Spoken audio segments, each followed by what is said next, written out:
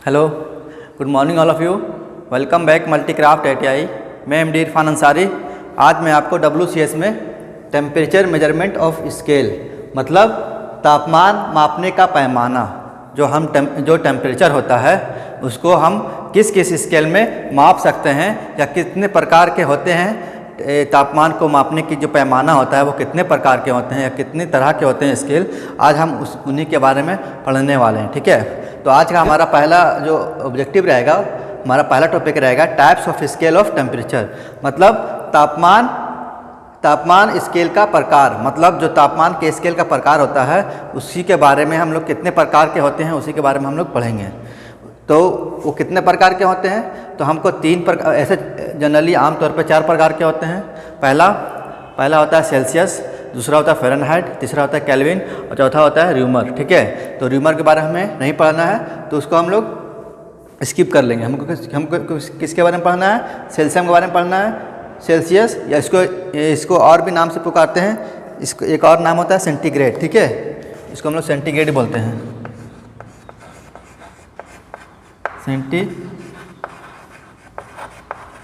Centigrade. हाँ, तो हम बता रहे थे कि सेल्सियस का एक और नाम होता है जिसको बोलते हैं सेंटीग्रेड, सेल्सियस या सेंटीग्रेड। ठीक है, सेल्सियस या सेंटीग्रेड दोनों एक ही है। फिर दूसरा होता है फ़ारेनहाइट पढ़ेंगे और तीसरा पढ़ेंगे केल्विन स्केल। ठीक है, तो हमने कल पढ़ा था टेम्परेचर के बारे में कि तापमान क्या होता है या किससे कहते हैं। ठीक है, तो तापमान क्या होता है? तापमान जो होता है जब कोई गर्म वस्तु या ठंडा वस्तु होता है तो उसके जो तापमान को हम लोग मेजर करते हैं, तो मेजर करने के बाद जो वैल्यू प्राप्त होता है, जो मान हमें मिलता है उसको क्या बोलते हैं? तापमान बोलते हैं। तापमान क्या होता है कि कोई वस्तु को गर्माहट या ठंडक तापमान बताता है। कोई वस्तु कितना गर्म है या कितना ठंडा है कौन बताता है? तापमान ही बताता है ना। कोई वस्तु अगर 0 डिग्री सेल्सियस हो तो क्या है? हम बोलेंगे ठंडा है। कोई वस्तु अगर 80 डिग्री सेल्सियस या 100 डिग्री सेल्सियस क्या बोलेंगे? वो क्या है? गर्म है। तो तापमान क्या बताता है? किसी वस्तु की गर्माहट या ठंडक को बताता है कि वस्तु गर्म है कि ठंडा है। फिर हमने उसके बाद पढ़ा था ये स्टैंडर्ड टेम्परेचर एंड प्रेशर, मतलब हमने ये पढ़ा था कि कोई भी पार्ट्स हम लोग बनाते हैं तो क्या होता है? एक स्टैंडर्ड साइज होता है, एक स्टैंडर्ड उसका आकार होता है ना। तो उसी प्रकार हम लोग टेम्परेचर और प्रेशर को क्या करते हैं? एक स्टैंडर्ड मान के चलते हैं जिस पर 0 डिग्री सेल्सियस टेम्परेचर पर क्या होता है? प्रेशर जो होता है 1.013 बार होता है। ठीक है, कभी कभी एग्जाम में पूछ लेता है, बताइए कि STP पर 0 डिग्री सेल्सियस पर दबाव क्या होता है, प्रेशर क्या होता है? कितना होता है? 1.013 बार होता है। ठीक है, कितना होता है? 0 डिग्री सेल्सियस पर कितना होता है? 1.013 बार होता है। ठीक है, क्या होता है कि मतलब पूछ लेगा कि 0 डिग्री सेल्सियस टेम्परेचर पर दबाव कितना होता है, तो दबाव का हम बार में मेजर करते हैं या पास्कल में करते हैं। ठीक है, तो 0 डिग्री सेल्सियस पर जो प्रेशर होता है कितना होता है? 1.013 बार होता है। ठीक है, तो हमने ये सब कल पढ़े थे। फिर ये भी पढ़ा था कि इफेक्ट ऑफ टेम्परेचर मतलब टेम्परेचर के प्रभाव से क्या क्या हो सकता है। तो कोई वस्तु को हम हीट देंगे तो क्या होगा? उसका टेम्परेचर बढ़ेगा, क्या होगा? बढ़ेगा ना टेम्परेचर। फिर उसके आकार में भी क्या होगा? परिवर्तन होगा। जैसे कि बर्फ़ है, कोई बर्फ़ का टुकड़ा आप उसको हीट करेंगे तो क्या होगा? वो हीट होने से क्या होगा? गर्म होने से उसका टेम्परेचर बढ़ेगा और बढ़ने से क्या होगा? उसके आकार में पिघलना स्टार्ट हो जाएगा। पहले वो ठोस था, फिर ठोस जब गर्म होने के बाद क्या हो जाएगा? वो लिक्विड में व तरल में बदल जाएगा। ठीक है, तो कल हमने इसके बारे में डिस्कस कर लिया था। तो हमारे वो वीडियो जो स्टूडेंट नहीं देखे हैं वो वीडियो जाके देख लें। तो आज हम पढ़ने वाले हैं टेम्परेचर मेजरमेंट ऑफ स्केल मतलब तापमान मापने का पैमाना, कि तापमान को हम लोग कितने स्केल में हम लोग माप सकते हैं या इसके कितने प्रकार होते हैं तापमान को मापने के लिए। तो टेम्परेचर जो होता है मापने का स्केल जो होता है आमतौर पर 4 प्रकार के होते हैं। कितने प्रकार के होते हैं? 4 प्रकार के होते हैं। ठीक है, पहला होता है सेल्सियस, हिंदी में पहला तो सेल्सियस होता है, इसको हम लोग सेंटीग्रेड भी कहते हैं। ठीक है, और इसको हिंदी में नहीं लिखे क्योंकि सेल्सियस और सेल्सियस ही लिखाएगा, इसलिए हम इसको इंग्लिश में ही लिख दिए सेल्सियस, और या इसको सेंटीग्रेड ही बोलते हैं। दूसरा होता है फ़ारेनहाइट। ठीक है, ये इसको ब्रिटिश लोग यूज़ करता है। ठीक है, और तीसरा होता है केल्विन, दूसरा होता है फ़ारेनहाइट, तीसरा होता है केल्विन और चौथा होता है र्यूमर। तो र्यूमर के बारे में हमें नहीं जानना है क्योंकि सिलेबस में हमको ये 3 के बारे में पढ़ना है। किसके बारे में, सेल्सियस, सेंटीग्रेड और फ़ारेनहाइट और केल्विन के बारे में, ठीक है। तो हम एक एक करके उसको एक्सप्लेन करेंगे कि सेंटीग्रेड या सेल्सियस स्केल में कितना होता है, इसका फ्रीजिंग पॉइंट, बॉइलिंग पॉइंट कितना होता है एटमॉस्फेरिक प्रेशर पर। तो चलिए स्टार्ट करते हैं। तो सेल्सियस और सेंटीग्रेड स्केल, ठीक है। तो सेल्सियस और सेंटीग्रेड स्केल बोलता है इस प्रणाली में तापमान की इकाई जो होता है, तापमान का जो यूनिट होता है, इकाई मतलब क्या होता है, यूनिट होता है। तो उसका जो यूनिट होता है वो किस में लिखते हैं, डिग्री सेंटीग्रेड में लिखते हैं या होता है, ठीक है। कभी कभी एग्जाम में पूछ लेता है, बताइए कि सेल्सियस और सेंटीग्रेड स्केल में ये इसका तापमान क्या होता है। तो क्या किस में लिखते हैं, डिग्री सेंटीग्रेड में लिखते हैं, ठीक है। सेल्सियस में किस में लिखते हैं या सेंटीग्रेड में किस में लिखते हैं, डिग्री सेंटीग्रेड। कोई पूछ लेगा कि सेल्सियस प्रणाली में तापमान की इकाई क्या होता है, तो क्या होता है, डिग्री या सेंटीग्रेड होती है, ठीक है। इस स्केल में वायुमंडलीय दबाव जो हम जिस वातावरण में रहते हैं क्या बोलते हैं, वायुमंडलीय वातावरण बोलते हैं। क्या हमारा कौन सा वातावरण है, वायुमंडलीय, ये हम जिसमें जी रहे हैं, सांस ले रहे हैं, क्या हमारा वायुमंडलीय है। तो बोलता है वायुमंडलीय प्रेशर पर, वायुमंडलीय दबाव पर पानी का जमाव बिंदु, मतलब हम जब पानी यहाँ कब जम जाएगा, पानी जब हम फ्रिज में रखते हैं तो कब जम जाता है, जब टेम्परेचर 0 डिग्री सेल्सियस तक हो जाता है तो क्या होता है, वो पानी बर्फ़ बन जाता है। पानी मतलब जमाव बिंदु का मतलब जब पानी जमने लगे, पानी क्या हो जाए, पानी से तरल अवस्था से किस में चेंज हो जाए, वो बर्फ़ की अवस्था में आ जाए, मतलब सॉलिड मतलब ठोस की अवस्था में आ जाए। तो पानी कब जमता है, जब टेम्परेचर क्या होता है, मान लीजिए टेम्परेचर पानी का 20-25 से कब 0 डिग्री सेल्सियस हो जाए तो क्या होता है, पानी जमने लगता है। हम लोग देखते हैं ना फ्रिज, गर्मी के दिन में क्या करते हैं हम लोग, बर्फ़ को जमाते हैं। क्या है कि हम लोग पानी बर्फ़ को जमा क्या करते हैं, उसको हम लोग किसी ठंडे पानी में डाल देते तो क्या होता है, पानी ठंडा रहता है। तो यही पानी का जमाव बिंदु जो होता है वायुमंडलीय दबाव पर या वायुमंडलीय प्रेशर पर, वायुमंडलीय कहाँ, जिस पर हम सांस ले रह रहे हैं, ये क्या है, हमारे वायुमंडलीय है ना। तो वही बोलता है वायुमंडलीय प्रेशर पर पानी का दबाव बिंदु कितना होता है, पानी का दबाव बिंदु जो होता है 0 डिग्री सेल्सियस होता है। मतलब या इंग्लिश में, हिंदी में कहते हैं जमाव बिंदु और इंग्लिश में कहते हैं फ्रीजिंग पॉइंट। तो फ्रीजिंग पॉइंट जो होता है वो हमारा 0 डिग्री सेल्सियस जब टेम्परेचर हो जाएगा तो क्या होगा, पानी जम जाएगा, ठीक है। तो आप देखेंगे जम्मू कश्मीर वगैरह में क्या होता है, वहाँ पे क्या होता है, वहाँ पे पानी जो होता है वो बर्फ़ होता है, मतलब वहाँ बर्फ़ पा जाता है। क्यों, क्योंकि वहाँ टेम्परेचर बहुत कम होता है। और उसका उबाल बिंदु मतलब इसका बॉइलिंग पॉइंट, मतलब जहाँ पे पानी क्या उबलने लगे, तो पानी कब उबलता है, जब पानी को आप हीट करेंगे, हीट करने पर जब टेम्परेचर जब 100 डिग्री सेल्सियस तक पहुंच जाता है तो क्या होता है, पानी उबलने लगता है, उबल कर क्या होता है, भाप बनने लगता है। उसी को बोलते हैं हम लोग उबाल बिंदु। तो उबाल बिंदु कितना होता है डिग्री सेंटीग्रेड में, 100 डिग्री सेल्सियस तक होता है। एग्जाम में अक्सर पूछे जाते हैं कि बताइए डिग्री सेंटीग्रेड, ये सेल्सियस स्केल में या सेंटीग्रेड स्केल में पानी का उबाल बिंदु कितना डिग्री सेल्सियस होता है। तो कितना होता है, 100 डिग्री सेल्सियस तक होता है, ठीक है। आते हैं फ़ारेनहाइट स्केल में। एक बार फिर से बता देता हूँ इसको कि सेल्सियस स्केल में क्या होता है, इसके तापमान की इकाई जो होता है डिग्री सेल्सियस या डिग्री सेंटीग्रेड तक होता है, डिग्री सेंटीग्रेड होता है। इस स्केल में वायुमंडलीय दबाव पर पानी का जो जमाव बिंदु होता है, जो फ्रीजिंग पॉइंट होता है, जो पानी जम जाता है, जहाँ पे कितना पर जमता है, 0 डिग्री सेल्सियस पर जमता है। और उसका उबाल बिंदु मतलब उबाल बिंदु बोले तो बॉइलिंग पॉइंट, जहाँ पर पानी उबलने लगता है, ठीक है। तो कहाँ पे उबलने लगता है, 100 डिग्री सेल्सियस पर क्या होता है, पानी उबलने लगता है, ठीक है। अब आते हैं फ़ारेनहाइट स्केल पर। एक मिनट, नज़र आ रहा ना, हाँ ठीक है। तो फ़ारेनहाइट स्केल में क्या होता है कि फ़ारेनहाइट स्केल को हम ब्रिटिश प्रणाली भी कहते हैं। क्या कहते हैं, इसको ब्रिटिश प्रणाली भी कहते हैं। इसमें तापमान की इकाई डिग्री फ़ारेनहाइट कितना होता है, इसमें तापमान की इकाई कितना होता है, डिग्री फ़ारेनहाइट होता है। कितना होता है, डिग्री फ़ारेनहाइट होता है। और वायुमंडलीय दाब मतलब जिस हम वातावरण में रहते हैं, यहाँ पर हम वातावरण में जिस वातावरण में रह रहे हैं वायुमंडलीय दाब पर, तो यहाँ पर भी प्रेशर लगता है। तो हमारे अंदर जो ब्लड प्रेशर है इतना तेज़ी से प्रेशर मतलब ब्लड सर्कुलेट होता है कि हम लोग को वायुमंडलीय प्रेशर का एहसास नहीं होता, ठीक है। तो वायुमंडल में क्या होता है, हम पर प्रेशर लगाता है, ठीक है। तो इसी को बोलते हैं वायुमंडलीय दाब, मतलब जिस पर हम क्या है, रह रहे हैं, सांस ले रहे हैं, जी रहे हैं, ये क्या है, हमारा वातावरण वायुमंडलीय दाब पर है। वही उसी का बात कर रहा है वायुमंडलीय दाब पर। बताइए कि वायुमंडलीय दाब मतलब इसको इंग्लिश में कहते हैं एटमॉस्फेरिक प्रेशर पर पानी का जमाव बिंदु मतलब फ्रीजिंग पॉइंट कितना होता है, फ़ारेनहाइट में 32 डिग्री फ़ारेनहाइट होता है।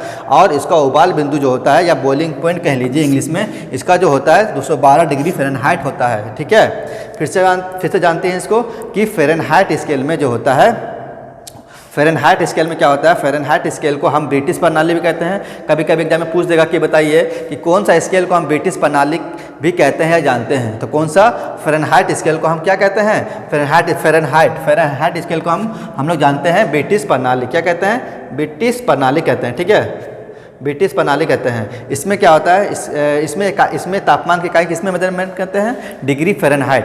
बोले कि फ़ारेनहाइट में टेम्परेचर की इकाई कितना होता है, वो होता है डिग्री फ़ारेनहाइट, ठीक है। इसमें तापमान की इकाई क्या होता है, डिग्री फ़ारेनहाइट होता है। और वायुमंडलीय दाब पर पानी का जमाव बिंदु, तो यहाँ पानी कब जम जाएगा, जब टेम्परेचर 0 डिग्री सेल्सियस तक हो जाएगा तब ना पानी जम जाएगा, सॉरी जब फ़ारेनहाइट 0 डिग्री सेल्सियस किस में होगा, सेल्सियस में, लेकिन जब फ़ारेनहाइट में आएगा तो क्या हो जाएगा, पानी कब जमेगा, जब 32 डिग्री फ़ारेनहाइट मतलब 32 डिग्री फ़ारेनहाइट तक हो जाएगा तो क्या हो जाएगा, पानी यहाँ जम जाएगा। तो हम ये भी बताएंगे आपको कन्वर्जन कि कितने डिग्री सेल्सियस कितना डिग्री सेल्सियस जो होता है कितना डिग्री फ़ारेनहाइट के बराबर होगा, हम कन्वर्जन करने भी आपको बताएंगे, ठीक है। पहले हम समझ ले, इसके बारे में इंट्रोडक्शन जान लेते हैं कि फ़ारेनहाइट होता क्या है, डिग्री सेल्सियस क्या है। तो पहले हम बताते हैं आपको, कल हम जानेंगे हम लोग इसके कन्वर्जन के बारे में, ठीक है। तो हम कहाँ थे, तापमान के कारण डिग्री फ़ारेनहाइट होता है, और वायुमंडलीय दाब जो होता है, वायुमंडलीय दाब पर पानी का जो जमाव बिंदु होता है या फ्रीजिंग पॉइंट कह लीजिए, वो कितना होता है, 32 डिग्री फ़ारेनहाइट होता है। इसमें उबाल बिंदु जो होता है, बॉइलिंग पॉइंट जो होता है, इसमें बॉइलिंग पॉइंट कब होगा, पानी कब उबलेगा, 212 डिग्री फ़ारेनहाइट, 212 डिग्री फ़ारेनहाइट होता है, ठीक है। इसमें बॉइलिंग पॉइंट जो होता है कितना होता है, 212 डिग्री फ़ारेनहाइट होता है, ठीक है। केल्विन स्केल पर पानी का जमाव बिंदु, अब आते हैं केल्विन स्केल पर। केल्विन स्केल पर पानी का जो जमाव बिंदु होता है वो 273 डिग्री केल्विन होता है। एग्जाम में कहीं भी तीनों स्केल में से कहीं भी दे देगा, आपको बताइए कि पानी का जमाव बिंदु किस स्केल पर होता है, पानी का जमाव बिंदु किस स्केल पर होता है, ठीक है। तो अगर कोई भी केल्विन स्केल में पूछेगा पानी का जमाव बिंदु, मतलब पानी का जो जमाव बिंदु होता है केल्विन स्केल पर किस स्केल पर पानी जम जाता है, तो 273 डिग्री केल्विन पर क्या होता है, पानी जम जाता है, ठीक है। याद रखिएगा कि 273 डिग्री केल्विन पर क्या होता है, पानी जम जाता है। और उबाल बिंदु मतलब जब पानी उबलने लगता है, मतलब पानी उबलने कब लगता है, जब पानी का टेम्परेचर कहाँ तक चल जाए, 373 डिग्री केल्विन तक हो जाता है, क्या होता है, पानी उबलने लगता है, ठीक है। तो इसको मापने भी क्या है, एक इंस्ट्रूमेंट आता है, एक क्या होता है, एक हम लोग मापते हैं ना टेम्परेचर, जिसको हम लोग कहते हैं क्या, थर्मामीटर। तो इसका भी मापने क्या आता है, एक इंस्ट्रूमेंट आता है जिससे हम टेम्परेचर को माप सकते हैं, ठीक है। तो उसे माप कर देखिएगा पानी का जो टेम्परेचर है वो कितना है, तो बता देगा उसमें कितना है। तो उसको जब 373 डिग्री पर जब लाइएगा तो क्या होगा, पानी उबलने लगेगा। जब पानी 373 डिग्री टेम्परेचर तक पहुंच जाएगा तो क्या होगा, पानी उबलने लगता है। तो इसमें तापमान की इकाई जो होता है डिग्री केल्विन होता है, क्या होता है, डिग्री केल्विन होता है। केल्विन से दिखाते हैं या लिखते हैं या होता है, ठीक है।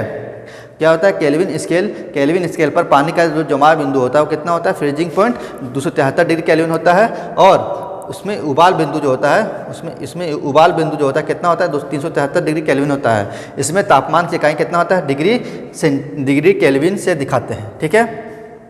अब हम थोड़ा जान लेते हैं इसके, ये क्या है, ये आपका थर्मामीटर है। इससे क्या करते हैं, हम शरीर का या कोई भी पानी का क्या कर सकते हैं, हम उसको टेम्परेचर को मेजर कर सकते हैं, ठीक है। तो हम पहले स्टार्टिंग से बात है सेल्सियस सेंटीग्रेड से। मान लीजिए कि ये स्केल है, ठीक है, किस में दिया हुआ है, ये डिग्री सेल्सियस में दिया हुआ है, मतलब ये थर्मामीटर है। और इसमें क्या है कि ये जो मान दिया हुआ किस में दिया हुआ, डिग्री सेल्सियस में दिया हुआ है, ठीक है। देखिए C लिखा हुआ है तो मतलब डिग्री सेल्सियस में दिया हुआ है। तो अब हम जानते हैं कि पानी जो जम जाता है कहाँ पर जम जाता है, 0 डिग्री सेल्सियस पर जम जाता है। और खौलने, बॉइलिंग मतलब फ्रीजिंग मतलब क्या, जम जाना। और बॉइलिंग मतलब क्या होता है, उबलने लगना। पानी क्या होता है, भाप बन के जब उबलने बॉयल होने लगता है तो कब होता है, 100 डिग्री सेल्सियस पर होता है। तो अब देखिए यहाँ पे 0 और 100 के बीच में का अंतर कितना हो जाएगा, बताइए। 100 और 0 जब हम घटाएंगे, 100 में से 0 घटाएंगे तो कितना अंतर आएगा, 100 आएगा ना। तो देखिए जब 100 आया तो मतलब कहने का मतलब ये है कि 0 और 100 के बीच का अंतर जो हो जाएगा वो कितना हो जाएगा, 100 हो जाएगा। मतलब ये 0 और 100 के बीच में कितना दूरी होगा, 100 का दूरी होगा, ठीक है। तो इसमें हर एक पार्ट जो होता है, हर एक भाग जो होता है वो कितने डिग्री सेल्सियस के बराबर होगा, तो डिग्री सेल्सियस में, याद रखिएगा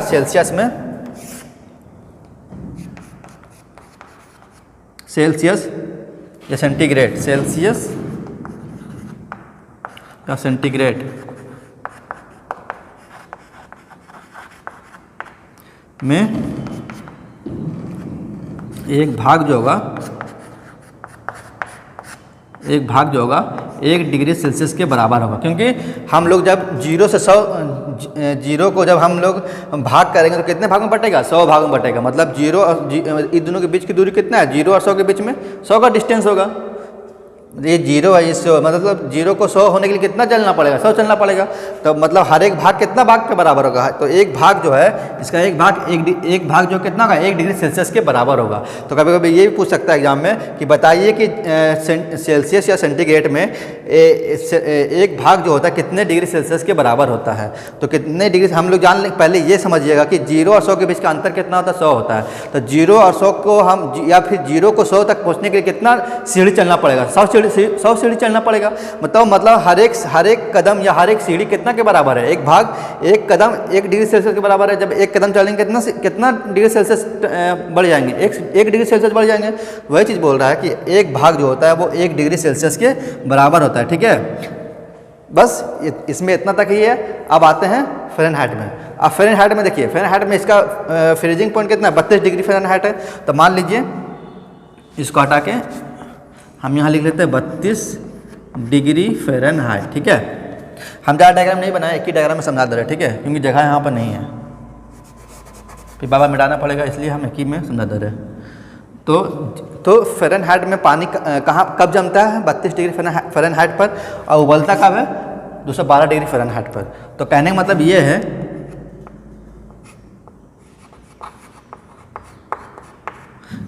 कि जब यहाँ पे क्या है फ्रीजिंग पॉइंट, यहाँ पे लिखा हुआ भी है फ्रीजिंग पॉइंट, मतलब क्या है, पानी फ्रीज हो जाता है ना, बोलता फ्रीज हो गया पानी। फ्रीजर मतलब पानी को जमाने वाला, बॉइलिंग पॉइंट मतलब बॉयलर मतलब पानी को उबालने वाला। तो मतलब यहाँ बॉइलिंग पॉइंट, यहाँ पे कहा, यहाँ जब 212 डिग्री फ़ारेनहाइट तक पहुँच जाएगा पानी का टेम्परेचर, तो पानी क्या होगा, उबलने लगेगा।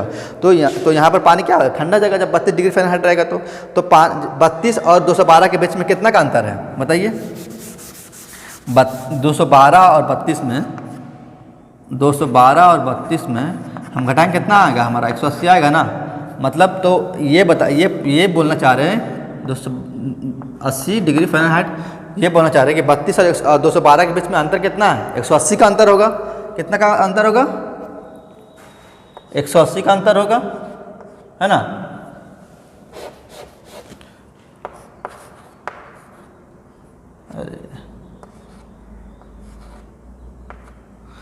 तो ये बोल रहे हैं कि जैसे 32 को 212 तक पहुंचने के लिए कितना कदम चलना पड़ेगा, 180 कदम चलना पड़ेगा। तो मतलब कि किसमें, फ़ारेनहाइट में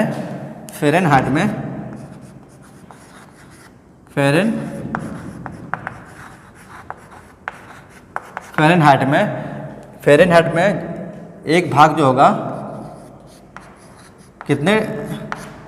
एक भाग जो होगा 1 डिग्री फ़ारेनहाइट के क्या होगा, बराबर होगा। मतलब इसमें भी क्या होगा, एक भाग कितने डिग्री फ़ारेनहाइट के बराबर होगा, 1 डिग्री फ़ारेनहाइट के बराबर होगा। किसमें, 32 और 212 के बीच में जो होगा वो कितने के बराबर होगा, 32 और, पहले ये जान लीजिए कि 32 और 212 के बीच में अंतर कितना होगा, 180 का अंतर होगा। तो 32 को 212 तक पहुंचने के लिए कितना कदम चलना पड़ेगा, 180 कदम चलना पड़ेगा। मतलब इस दोनों के बीच की दूरी कितना होगा, 180 होगा। तो मतलब इसका हर एक भाग 32 के बाद का 33, 34, 35 इस तरह आते जाएगा जब चलेगा, तो मतलब जब टेम्परेचर बढ़ेगा तो ये दोनों के बीच, तो इसका भी क्या होता है, एक भाग जो होता है कितना डिग्री फ़ारेनहाइट के बराबर होता है, 1 डिग्री फ़ारेनहाइट के बराबर होता है। ठीक है, हाँ। तो स्टूडेंट क्या बता रहे थे कि इसमें भी क्या, एक मिनट, हम लोग बता रहे थे कि फ़ारेनहाइट में भी क्या होता है, एक भाग कितना के बराबर होता है, कितना फ़ारेनहाइट के बराबर होता है, 1 डिग्री फ़ारेनहाइट के बराबर होता है। मतलब 32 को 212 तक पहुंचने के लिए कितना चलना पड़ेगा, 180 डिग्री फ़ारेनहाइट क्या होगा, चलना पड़ेगा। मतलब टेम्परेचर बढ़ाना पड़ेगा, तब कहाँ पहुंचेगा, 212 डिग्री फ़ारेनहाइट। ठीक है, अब आते हैं केल्विन स्केल पर। तो केल्विन स्केल पर आते हैं कितना लिखना, मतलब इसका फ्रीजिंग पॉइंट कितना होता है केल्विन स्केल पर, इसका 273 जो होता है, कितना, 273 डिग्री केल्विन जो होता है वो, उसमें क्या मतलब जब टेम्परेचर इतना रहेगा तो क्या होगा, पानी क्या हो जाएगा, फ्रीज हो जाएगा, मतलब जम जाएगा। ठीक है, और जब 373 डिग्री, जब पानी का टेम्परेचर 373 डिग्री पर पहुंच जाएगा तो क्या होगा, पानी क्या होगा, उबलने लगेगा। मतलब ठीक है, तो वही चीज़ बोलता है कि पानी इसमें जो एटमॉस्फेरिक प्रेशर पर तापमान इसमें जल जो है कब जम जाता है, 273 पर क्या होता है, जम जाता है, फ्रीज हो जाता है। और उबलने कब लगता है, जब उसका पानी का टेम्परेचर 373 डिग्री केल्विन होता है तो क्या होता है, पानी क्या होता है, उबलने लगता है। ठीक है, तो यहाँ पर भी लिखे हैं कि 273 पर क्या होता है, पानी फ्रीज हो जाता है, मतलब फ्रीजिंग पॉइंट है। और 373 पर क्या होता है, बॉइलिंग, मतलब क्या होता है, यहाँ पे पानी उबलने लगता है। तो ये दोनों के बीच का अंतर कितना हो जाएगा, मतलब जब इसको हम घटाएंगे, जब 373 में 273 घटाएंगे कितना आएगा, 100 आएगा ना, तो मतलब 100 डिग्री केल्विन आएगा। तो कहने का मतलब कि ये दोनों के बीच का अंतर कितना हो जाएगा, 100 हो जाएगा। मतलब 273 को 373 तक पहुंचने के लिए कितना टेम्परेचर बढ़ना पड़ेगा, इसको कितना टेम्परेचर तक, मतलब टेम्परेचर 273 बाद 274 75 76 मतलब 100 डिग्री केल्विन और बढ़ेगा तो कहाँ पहुँच जाएगा, 373 तक पहुँच जाएगा। तो ये कहने का मतलब ये है कि इसमें भी क्या होता है, इसमें केल्विन में भी क्या होता है, इसका एक भाग कितने के बराबर होता है, इसमें भी एक भाग कितना के बराबर होता है, 1 डिग्री केल्विन के बराबर होता है। किसमें, केल्विन में, किसमें, केल्विन में। ठीक है, तो ये चीज़ याद रखिएगा। तो आज हमने क्या पढ़ा, आज हमने ये पढ़ा कि जो टेम्परेचर का स्केल जो होता है, हम लोग टेम्परेचर को जो मेजरमेंट करते हैं, कितने स्केल में मेजरमेंट कर सकते हैं, हम उसको 4 स्केल में मेजरमेंट कर सकते हैं। कौन कौन, मतलब तापमान का जो स्केल होता है वो आमतौर पर 4 प्रकार का होता है। कौन कौन, पहला होता है सेल्सियस, या इसको बोलते हैं सेंटीग्रेड स्केल भी कहते हैं। दूसरा होता है फ़ारेनहाइट, और तीसरा होता है केल्विन, और चौथा होता है रूमर। तो हमको उसके बारे में जानना नहीं है, हमको 3 के बारे में जानना है, इसलिए हम 3 के बारे में एक्सप्लेन करेंगे। तो तापमान जो होता है आमतौर पर कितने 4 प्रकार के होते हैं, सेल्सियस, सेंटीग्रेड, फ़ारेनहाइट, केल्विन और रूमर। तो ठीक है, फिर तो हम लोग सेल्सियस सेंटीग्रेड के बारे में जाना कि इस प्रणाली में तापमान क्या होता है, डिग्री सेंटीग्रेड होता है। इसमें एटमॉस्फेरिक मतलब वायुमंडलीय ताप पर क्या होता है, पानी फ्रीज कब होता है, जब टेम्परेचर 0 डिग्री सेल्सियस तक पहुंच जाता है तो क्या होता है, पानी उबलने लगता है। और पानी क्या होता है, जम जाता है। और उबलने कब लगता है, जब पानी का टेम्परेचर 100 डिग्री सेल्सियस तक पहुंच जाता है तो क्या होता है, पानी उबलने लगता है। फ़ारेनहाइट स्केल, इसको हम लोग ब्रिटिश प्रणाली भी कहते हैं, क्योंकि इसको ब्रिटिश में कौन सा स्केल यूज करते हैं, फ़ारेनहाइट स्केल यूज़ करते हैं। मतलब हम लोग भी यूज़ करते हैं, लेकिन इसको आमतौर पर वही खास तौर पर वही लोग उसको ईजाद किया था। ठीक है, तो इसको हम लोग क्या ब्रिटिश प्रणाली भी कहते हैं। इसमें जो तापमान की इकाई जो होता है वो डिग्री फ़ारेनहाइट होता है।